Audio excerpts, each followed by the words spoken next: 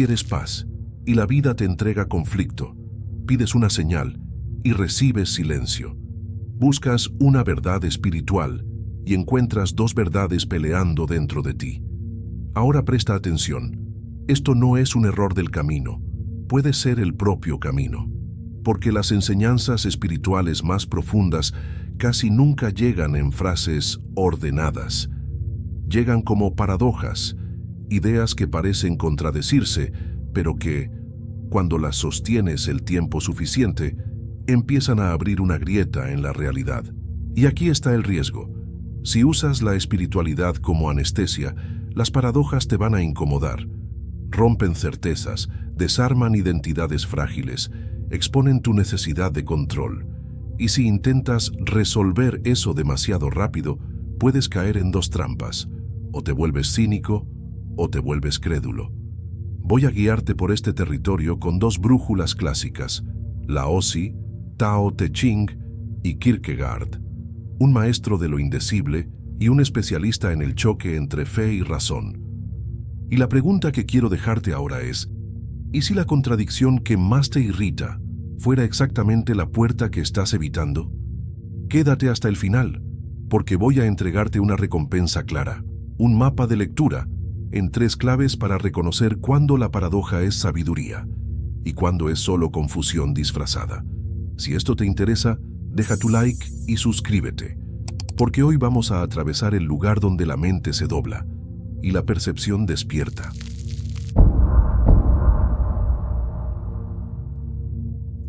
Vayamos directo al punto que el título promete. ¿Por qué tantas tradiciones espirituales utilizan contradicciones como si fueran llaves? Una enseñanza paradójica es una frase o una idea que parece negarse a sí misma, como si dijera dos cosas al mismo tiempo. La mente escucha y reacciona. Esto no tiene sentido. Pero a veces el propósito de este tipo de enseñanza no es tener sentido de inmediato, es hacerte percibir. Y aquí necesito ser muy preciso. Paradoja no es desorden, no es relativismo, no es todo vale. La paradoja, en la tradición espiritual y filosófica, suele aparecer cuando el lenguaje toca un límite, porque existen experiencias humanas, dolor, amor, finitud, presencia, fe, vacío, que puedes describir, pero nunca capturar completamente con palabras. Ahí nace la paradoja, como un instrumento de ruptura.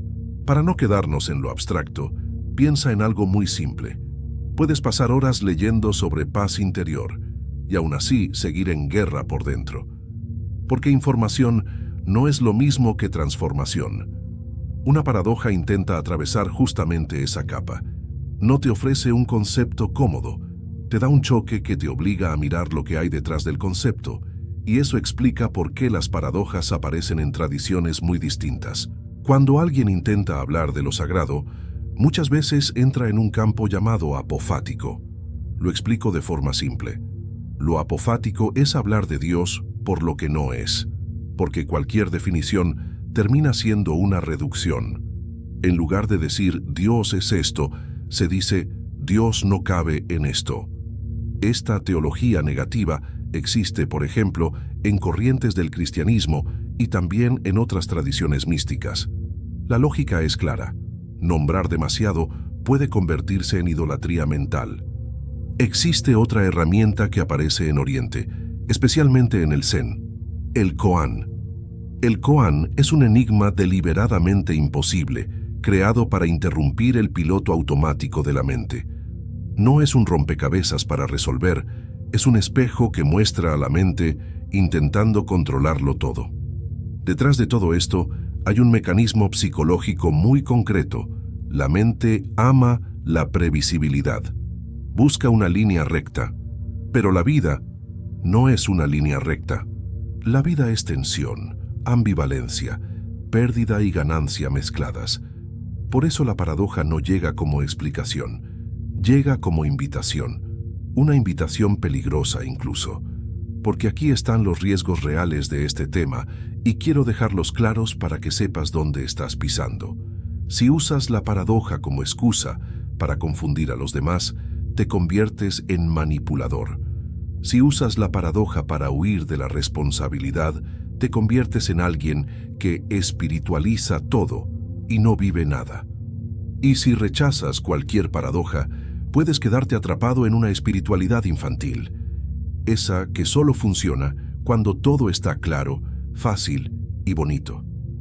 Así que voy a hacerte una pregunta que separa la curiosidad de la autoprotección. ¿Quieres entender las paradojas o quieres que la vida deje de contradecirte? Porque si solo quieres que la vida deje de contradecirte, tal vez no estés buscando verdad. Tal vez estés buscando anestesia. Y es aquí donde entramos en el primer gran maestro de la paradoja, Lao Tzu, y el libro que prácticamente respira este lenguaje, el Tao Te Ching.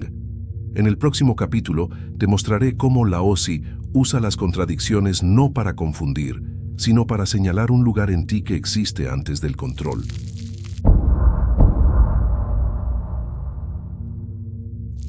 Ahora entramos en un territorio donde el paradoja no es adorno, es método, porque si abres el Tao Te Ching, atribuido a Lao Tzu, notarás algo de inmediato. No está intentando darte un sistema cerrado, está intentando desarmarte, y esto es importante para nuestra promesa. Si las verdades más profundas se esconden en contradicciones, Lao Tzu es prácticamente un guía de campo de este tipo de lenguaje. El Tao Te Ching comienza con una idea que ya parte la mente en dos. Cuando intentas nombrar el Tao, ya has perdido una parte de él. No porque el Tao sea misterioso por marketing, sino porque la realidad viva es mayor que cualquier etiqueta. La palabra se vuelve marco, y el Tao es el cuadro entero, y a veces es la pared, y a veces es el aire. Y aquí entra el primer término que necesito explicar con claridad: Tao. Tao, en este contexto, no es un dios con personalidad, ni una doctrina cerrada. Tao es el camino, el flujo, el orden vivo de las cosas, aquello que sucede cuando dejas de intentar imponer una orden artificial sobre todo. Y como el Tao no cabe en una frase, Lao Tzu recurre al paradoja. Él te dice, en esencia, lo suave vence a lo duro, el vacío es útil, el no forzar realiza. Y aquí ya te presento el segundo término, Wu Wei. Wu Wei no es pereza, no es rendición y no es pasividad. Wu Wei es acción sin coerción. Es actuar sin esa presión interna de quien quiere controlar el resultado a cualquier costo. Es el tipo de acción que fluye de la comprensión del momento y no del pánico a perder el control. ¿Notas el paradoja? La mente escucha acción sin forzar y piensa, ¿entonces no hago nada? Pero Lao Tzu está señalando otra cosa. Existen acciones que, por ser agresivamente controladoras, destruyen aquello que intentan construir. Y esto aparece muy claramente en la vida cotidiana. Piensa en una relación. Cuanto más intentas garantizar que la otra persona no se vaya, controlando, probando, exigiendo, vigilando, más creas exactamente el ambiente en el que el amor se asfixia.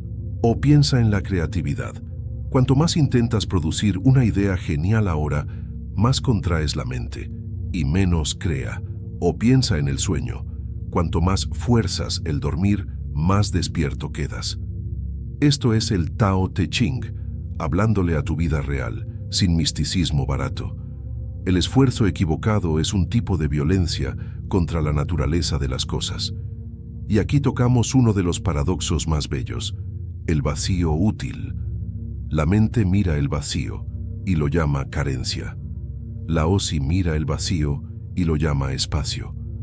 El vaso es útil por el espacio que contiene. La puerta es paso por su vacío. La pausa en la música es parte de la música. Y ahora voy a llevar esto directo a un tema que muchos aquí sienten: el vacío existencial. Porque existe un tipo de vacío que es caída y existe un tipo de vacío que es apertura. Y la diferencia, muchas veces, no está en lo que sientes, sino en lo que haces con eso. Hay un vacío que te llama a la anestesia, y hay un vacío que te llama a la verdad. El Tao Te Ching no te promete un mundo sin dolor, te promete una inteligencia diferente. La inteligencia de no luchar contra lo inevitable, y de no llamar control a aquello que en realidad es miedo. Y aquí entra otro paradoja. Lo suave vence a lo duro. Esto no significa sé débil. Significa la rigidez se rompe. La rama rígida cruje con el viento. La rama flexible se curva y vuelve. El agua no tiene forma fija, pero desgasta la roca. Y cuando entiendes esto por dentro, incluso cambia la forma de discutir. Hay quien cree que ganar una conversación es alzar la voz, pero existe una fuerza silenciosa que desarma el caos, la firmeza tranquila, la presencia. El no necesito dominarte para existir. Ahora presta atención a la línea que conecta todo esto con nuestro tema principal. El paradoja, en Laozi, no es un enigma para admirar. Es un remedio contra la mente que quiere controlarlo todo. Y quiero dejarte con dos preguntas, porque este video no es sobre respuestas fáciles, es sobre abrir percepción. Si dejas de forzar, ¿qué en ti sigue existiendo? Y aún más peligrosa, eso que llamas prudencia, ¿es realmente sabiduría o es solo miedo disfrazado? En el próximo capítulo, salimos de Oriente y entramos en Occidente con un autor que lleva el paradoja al límite de la fe, Kierkegaard. Y ahí la pregunta cambia. Ya no es solo forzar o no forzar, es ¿qué haces cuando la razón no consigue salvarte, pero aún así necesitas existir?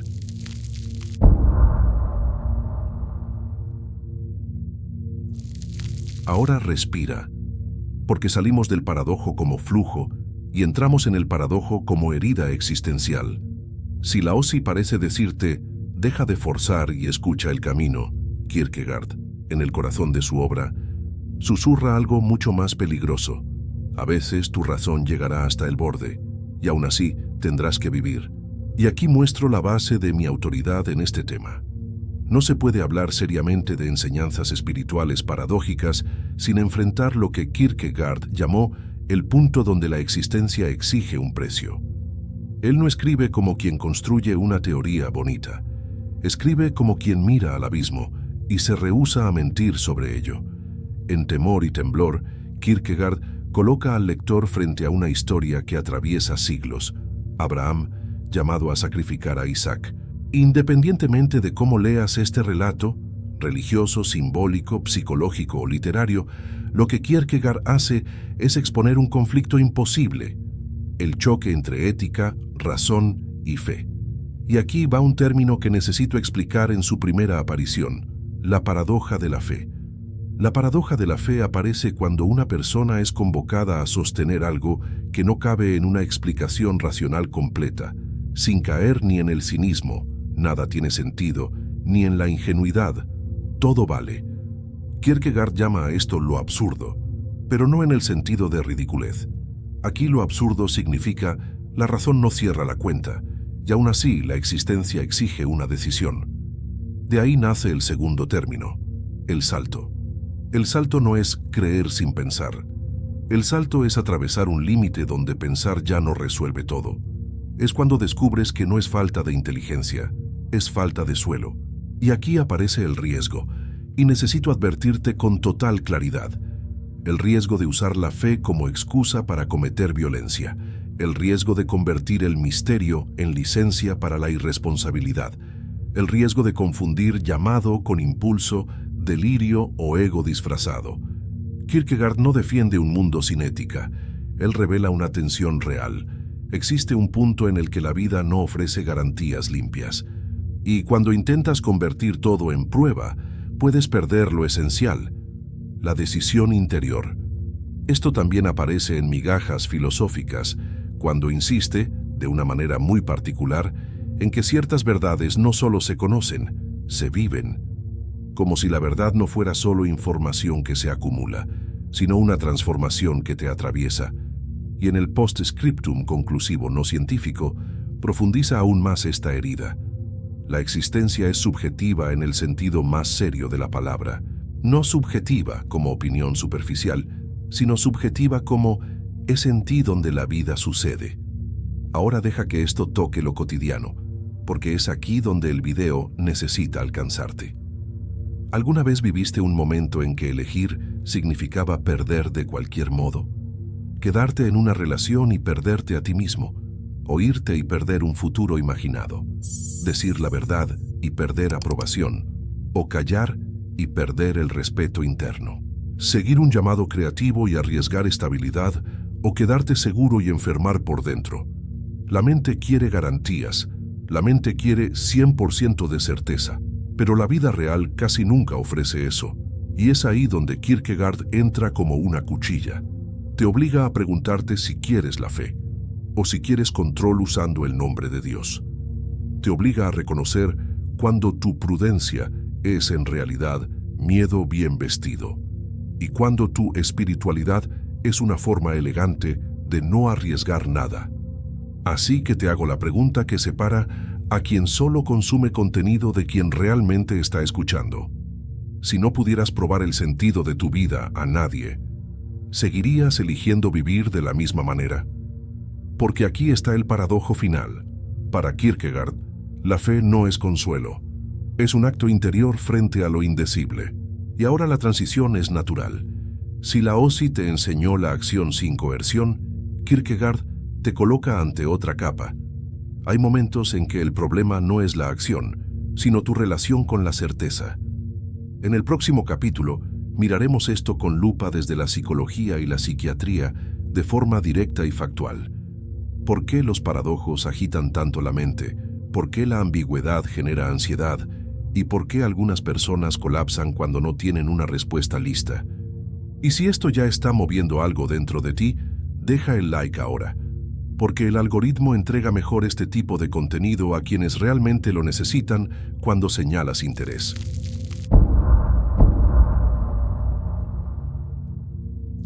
Si hasta aquí sentiste una ligera incomodidad, perfecto. Eso es señal de que el tema está tocando exactamente donde necesita tocar. Ahora voy a traer una lente factual, sin arruinar el misterio. ¿Por qué los paradojos activan tanta ansiedad? La mente humana es una máquina de predicción. Intenta reducir la incertidumbre todo el tiempo. Quiere saber qué significa, qué va a pasar, qué debo hacer, quién tiene razón. Eso es economía de energía y también supervivencia. Pero tiene un precio. Cuando la realidad no cabe en una sola historia, la mente entra en estado de alarma. Y aquí entra el concepto clave, explicado de forma simple: tolerancia a la ambigüedad.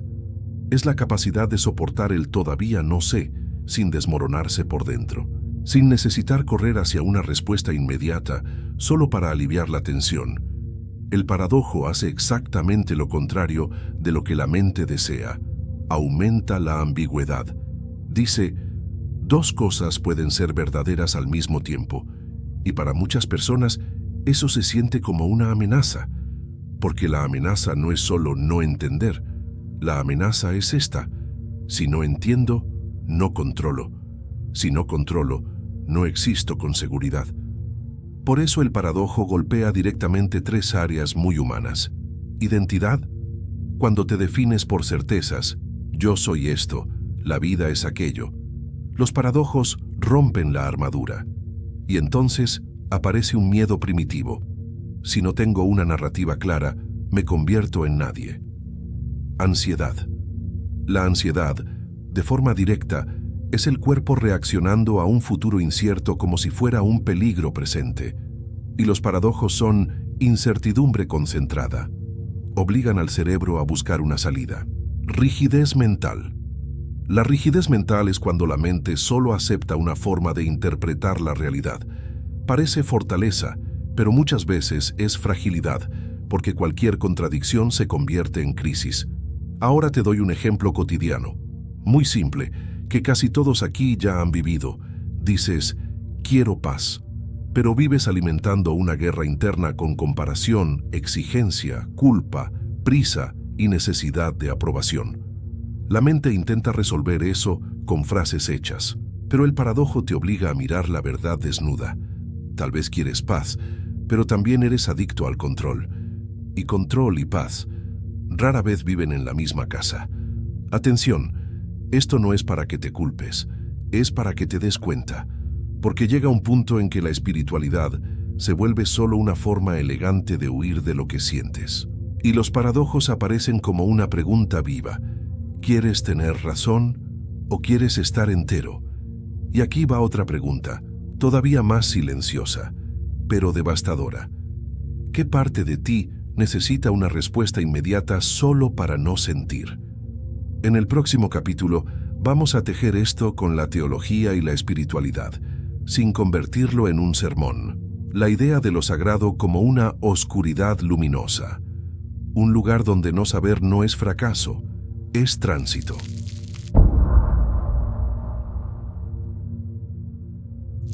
Ahora entramos en un territorio delicado y voy a tener mucho cuidado para mantener claridad sin empobrecer el misterio.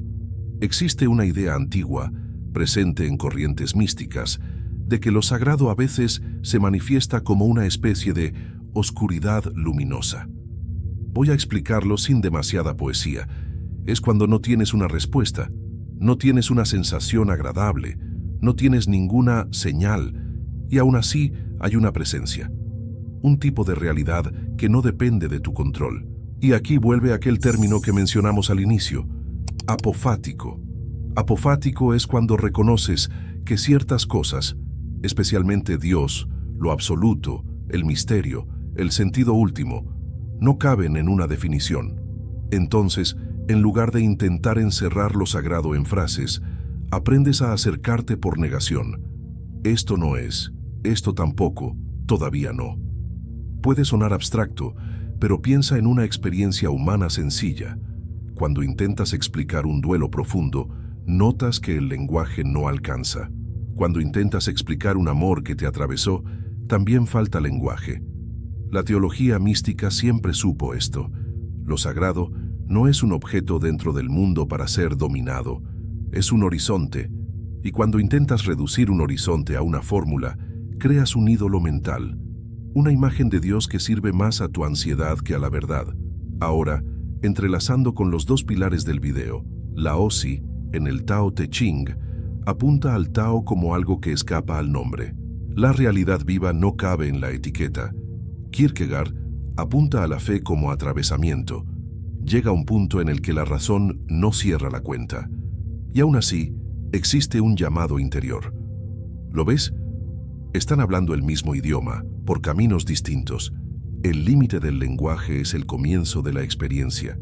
Y esto toca muy fuerte una vivencia común de nuestro público. El momento en que la espiritualidad deja de ser una sensación. Es un desierto. Rezas y parece que nada sucede. Lees y no te anima. Buscas y no encuentras. La mente llama a eso abandono, pero la mística a veces lo llama maduración. Y no estoy romantizando el sufrimiento. Presta atención. La diferencia entre un desierto que destruye y un desierto que transforma no es el dolor en sí, es el sentido que permites que nazca en él. Hay personas que, frente al silencio, corren hacia la anestesia, lo llenan todo: ruido, pantalla, consumo, opinión, distracción, cualquier cosa. Y hay personas que, frente al silencio, comienzan a escuchar algo que evitaron toda la vida, su propia verdad interior, su propio miedo, su deseo real, su fragilidad. Y aquí viene una pregunta incómoda, pero poderosa. ¿Y si el silencio no fuera castigo y fuera espacio? Porque la oscuridad luminosa es eso, no es ausencia de Dios, es ausencia de tus certezas fabricadas. Es el momento en que dejas de confundir fe con recompensa emocional. Y entonces, una vez más, aparece el paradojo. Quieres luz, pero la luz puede llegar primero como oscuridad. Quieres sentido, pero el sentido puede nacer primero como vacío. Quieres prueba, pero la prueba puede ser justamente aprender a existir sin prueba. Y ahora te dejo dos preguntas, para que sientas su peso justo. ¿Lo llamas abandono o lo llamas paso? Y la segunda, si no sientes nada, ¿tu fe todavía existe o dependía de la sensación? En el próximo capítulo voy a acelerar un poco el ritmo y entregarte una secuencia con mucho poder reflexivo. 3 paradojas universales: perder para ganar, el vacío que llena y la fuerza de lo suave, siempre con ejemplos cotidianos, sin convertirlo en una guía práctica, solo abriendo capas. Y recuerda la recompensa prometida al inicio. Al final, te voy a dar 3 claves para distinguir sabiduría paradójica de confusión disfrazada, porque no todo paradojo es verdad y necesitas ese filtro.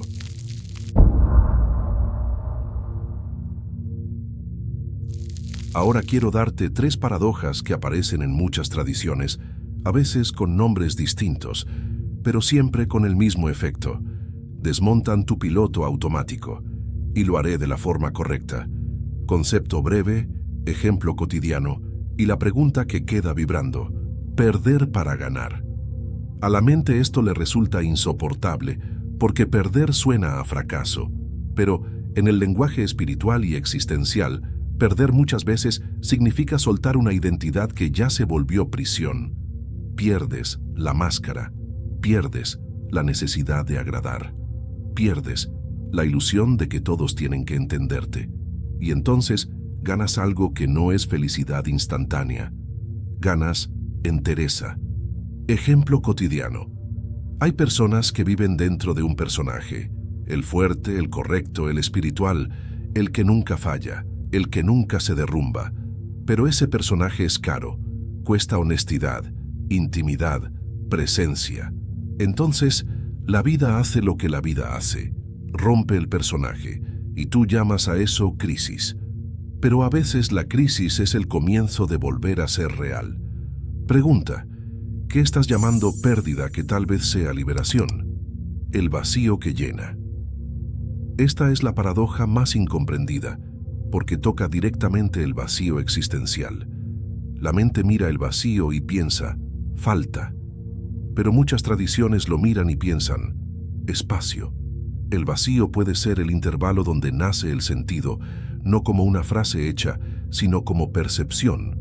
Ejemplo cotidiano. Cuando la agenda por fin se queda en silencio, es cuando el malestar aparece, y entonces mucha gente corre a llenarlo. Pantalla, ruido, compras, charla vacía, opinión, trabajo sin parar. Pero el vacío no es solo un agujero, a veces es un espejo, muestra lo que estabas evitando sentir: duelo, miedo, deseo, cansancio, soledad, verdad.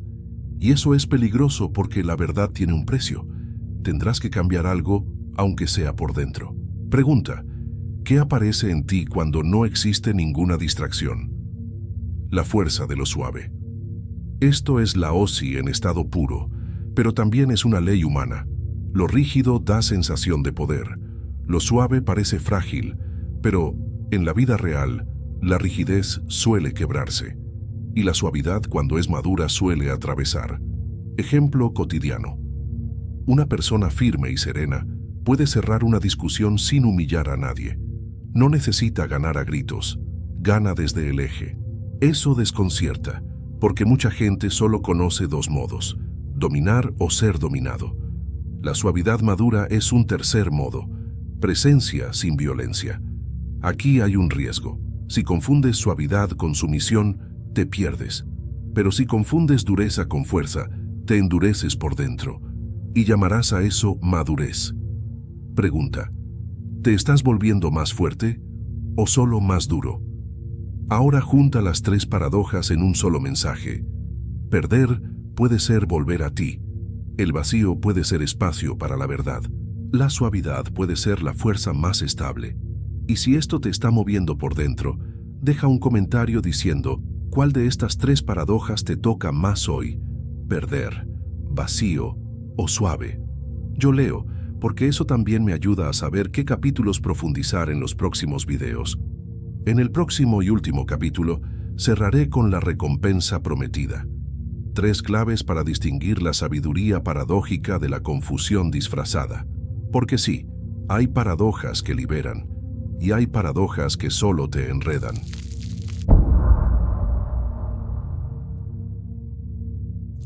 Si llegaste hasta aquí, voy a cumplir la promesa que hice al comienzo. Un mapa de lectura en 3 claves para reconocer cuándo el paradoja es sabiduría y cuándo es solo confusión disfrazada. Porque sí, los paradoxos pueden liberar, pero también pueden convertirse en humo. Y mucha gente se pierde justamente ahí. Antes de las claves, déjame cerrar la síntesis con una frase simple. El paradoja no existe para confundirte. Existe para romper tu ilusión de control y abrir un espacio donde una percepción más madura pueda respirar. Laozi hace esto señalando al Tao como algo que escapa al nombre, y por eso usa paradoxos como flechas. Lo suave vence a lo duro, el vacío es útil, el no forzar realiza. Kierkegaard hace lo mismo exponiendo el límite de la razón. Hay momentos en los que no tenés garantías, y aún así necesitas elegir, vivir, existir, y tal vez llamar a eso fe. Ahora viene la recompensa. Guarda estas 3 claves porque son un filtro poderoso. Clave 1. El paradoja te vuelve más lúcido o más nebuloso. La sabiduría paradójica, incluso cuando te desestabiliza, tiende a producir claridad interior con el tiempo. Te volvés menos reactivo, menos atrapado en personajes, menos adicto a explicaciones. Empezás a ver matices. La confusión disfrazada hace lo contrario, te deja más nebuloso, más nada es nada, más incapaz de nombrar lo real. Y cuando todo se vuelve misterio, eso puede ser solo fuga. Pregunta filtro.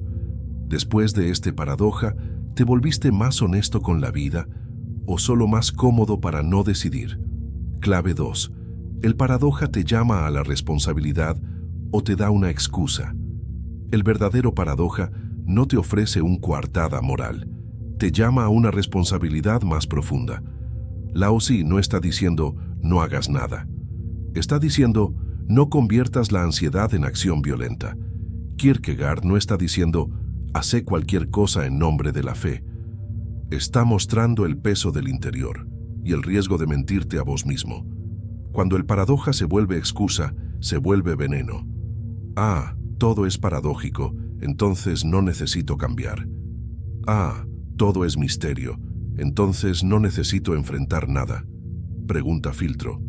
¿Esto te acercó a lo real o te dio una salida elegante para escapar? Clave 3. ¿El paradoja expande tu capacidad de soportar el no saber o te vuelve adicto al impacto? Esta clave es muy actual. Hay personas que consumen paradoxos como entretenimiento, como un mind-blowing infinito. Pero la función del paradoja no es dejarte adicto a la novedad. Es entrenarte para soportar el no saber sin desmoronarte. Es construir tolerancia a la ambigüedad.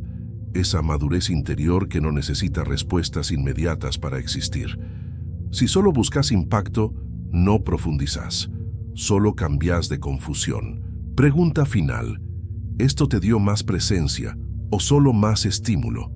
Y ahora te dejo con 3 preguntas finales para que este video siga trabajando en vos después de terminar.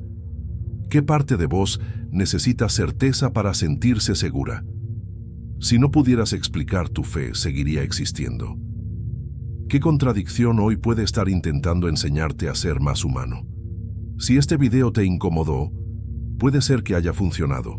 Si querés más videos en este estilo, profundos, sin superficialidad, cruzando espiritualidad, psicología y filosofía, suscríbete y activa la campanita. Y comenta, ¿qué paradoja de tu vida está más viva ahora? Leo todo y uso eso para construir los próximos guiones.